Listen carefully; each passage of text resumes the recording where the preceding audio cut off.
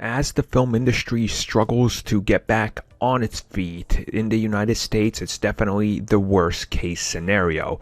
Tenet massively underperformed, the numbers are not being reported officially, and now some insiders are talking with independent theater owners and the larger chains, and it turns out that opening this early on has hurt them more than actually staying closed. One day, maybe late next year, maybe 2022, we will get to the point where theaters can open with maybe 75% capacity, and once again, we will enjoy our big blockbusters. But many analysts said you can't open anything this early on because it's going to hurt everybody. We know, of course, that Chris Nolan was pushing for theaters to open because, again, Nolan's name will move a certain amount of tickets. Nolan is very well known specifically for The Dark Knight, and if you look at some of his other films, they've always performed pretty well, 500 million plus.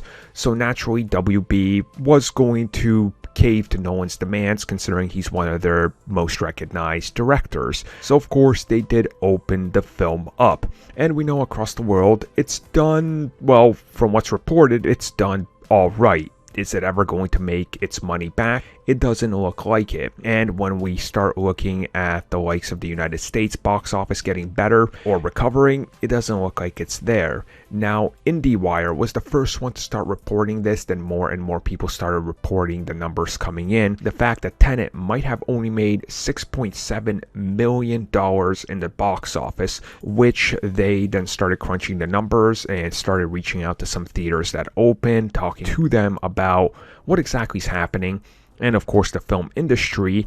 And essentially the consensus is, if you had a theater that was open and you were showing the film, that the amount of money you made did not actually make enough for you to run operating costs for Tenet. Meaning that you've been losing money showing the movie that's making the studio money, which of course goes back to the other report where theaters are looking to make more of a cut of the profit from Chris Nolan's Tenet because, again, they weren't sure if people are going to show up. Now that we got these numbers, people were not showing up. Theaters, even with the higher percentage cut, did not make enough money to even run operating costs, meaning that now theaters are hurt more than they were prior to opening with the film. So now, as you can guess, theater owners don't want to run more films unless they can guarantee that they're going to make more money. And what is realistically going to pull in big numbers?